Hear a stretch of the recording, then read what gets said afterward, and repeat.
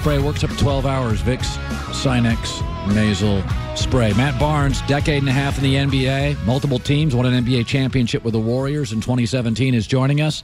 So last night was a bad night. There was a lot of video out there. LeBron's not engaged. Nick Wright came on earlier and said, this is about a guy that's not in shape. I watch body language. There are body language experts in the world. I think it matters. You can be in conversations with people. You can tell if they're engaged. You can tell if they're not. I don't think LeBron is. Do you agree or disagree with that? I agree, but I think it's on a situational basis. But I think overall, I think everyone's looking to him for everything. So you almost have to not over-exaggerate, but just make sure you're giving off the right message. You know, I think, you know, LeBron, Rich Paul, and Magic really rattled the cage of the Lakers, so he has to really sit back and deal with this now, and he has to find a way to get those young players back believing in themselves first and foremost, but believing in what he's saying. And you can tell this team right now is on separate islands. That's a good way to put it. I also think, you know, LeBron, for whatever reasons, and a lot of people are like this, he's pushed back on authority. He pushed back on Riley, pushed back on Blatt, pushed back on Gilbert. He for whatever reasons, guys are different. He pushes back on authority. You know, I watched the Luke LeBron thing, and I don't think it works. I'm not blaming Luke, but right. I don't buy LeBron's buy-in on Luke. Do you? No, I think Luke would be a casualty of war. I think Luke is a very talented basketball mind. You know him real well. Yeah, played with him. Very high basketball IQ. But I just think the situation, you know, Jeannie standing up for him after Magic said he wasn't his guy. You can kind of tell, like you said, by LeBron's body language and his camp, you know, all these words that they don't really like Luke. So I think, unfortunately, Luke is going to be a casualty of war, and this is probably his last season.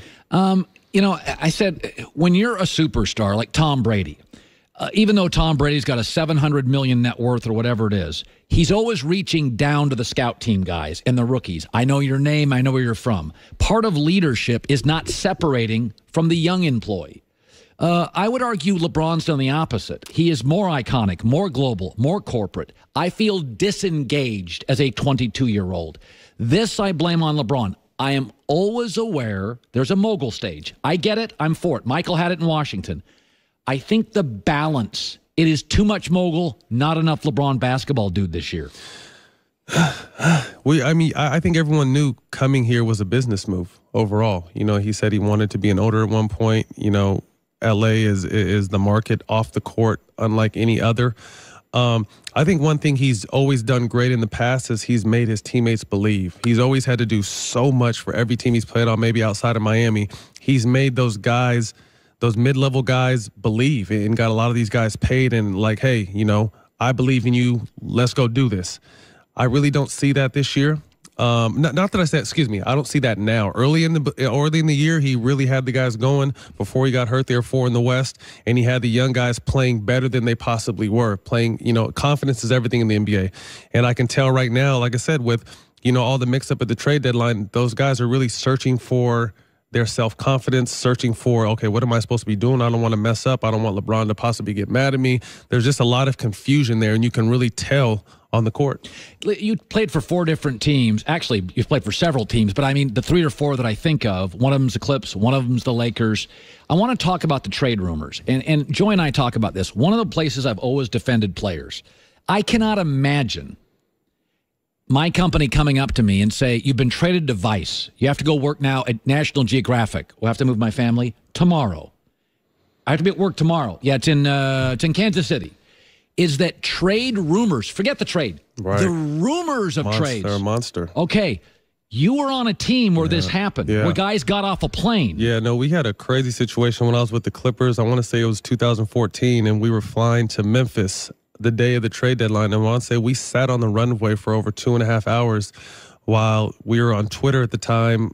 Antoine Jameson got traded. Byron Mullins got traded. So these guys are getting off the plane on an LAX runway because they had been traded. And then the final trade that was supposed to go down was myself and Darren Collison for Iman Shumpert and Raymond Felton. So we're sitting there just uncomfortable, awkward. The whole plane is silent. Everyone's kind of on their phones, like bumping each other like, oh, damn, Twan just got traded. Mully got traded.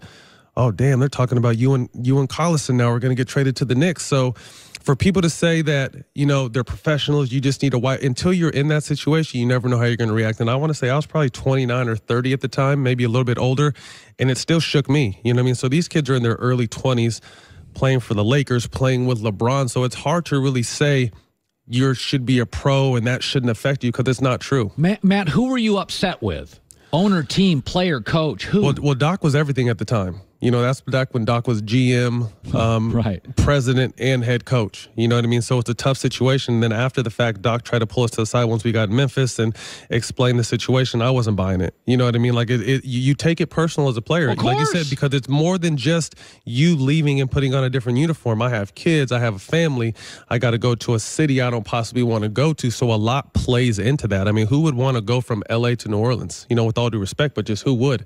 You know what I mean? So a lot really comes into that. So like I said, they're going to have to deal with this for a while, and hopefully he can get these guys back on the same page and believing, because him and his agent and Magic really shook the cage. And now you got a bunch of young guys kind of not really sure of themselves. You know, outside of Kuzma's been playing, you know, terrific, and Ingram's been playing well, but everyone else is kind of still, it looks a little lost out there.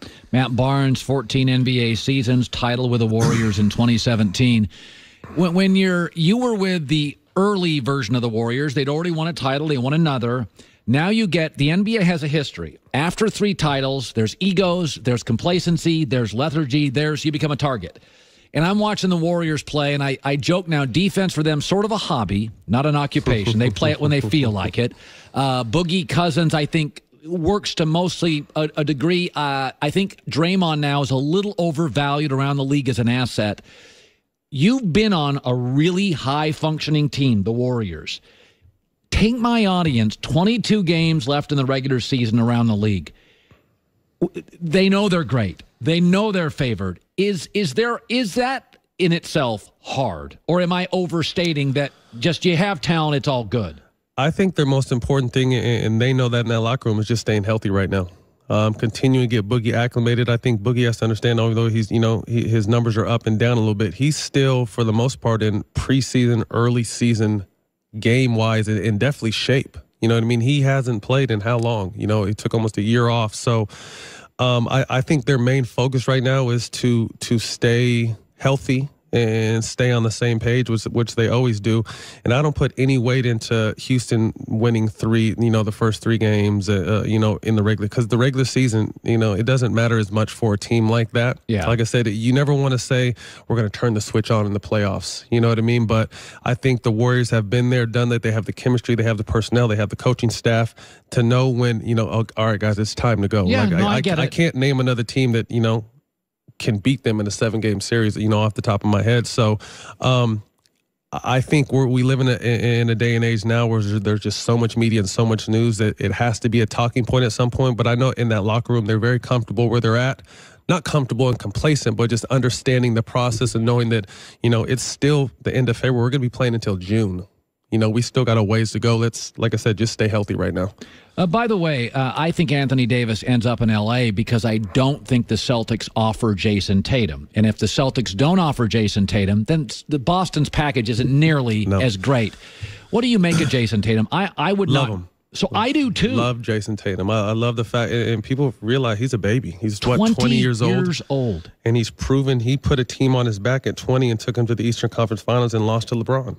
You know what I mean? So I think there's a lot of uncertainty over Boston. You know, first of all, do you know what Kyrie is going to do? If you trade the world for Anthony Davis, who's going to be there when, you know, the dust settles? You know, so from that standpoint, you know, you hope it never happens, but what if some of the key players get hurt? You know, there's just so many uncertain pieces. That's why I agree with you. I think that I would not trade Jason Tatum. I know this sounds crazy. I wouldn't even trade him for Anthony Davis. He's a franchise player. He's a franchise player, and to me, Anthony Davis still has to prove he can play a full season in playoffs and lead a team, and he hasn't really been able to do that. There's no knock on his talent. We all know he's one of the most talented players in this game, most versatile players. When he's healthy, his numbers are incredible, but he still has to prove he can stay healthy first and foremost. You know, I always have a rule, and I used to feel this with like Joe Montana and Michael Jordan, and to some degree LeBron.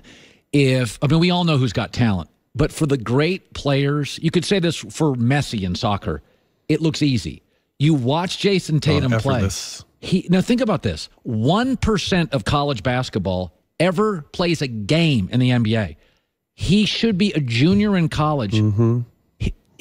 Jason just floats for 17. He reminds me of a Paul George type game, a Joe Johnson type game, just very effortless, skilled, make it look so easy. His moves, his mannerisms, the way he carries himself, his ability to hit big shots. I love Jason Tatum. So do I. Great seeing you. Good to be Matt seeing Barnes. Final hour, Mercedes-Lewis now with the Green Bay Packers coming up tonight. Discover Card Key matchup. Get your free credit scorecard today, even if you're not a Discover customer. Learn more at discover.com/credit scorecard. Limitations apply. It includes your FICA credit score, and checking your scorecard will not hurt your credit. Hour 3 next.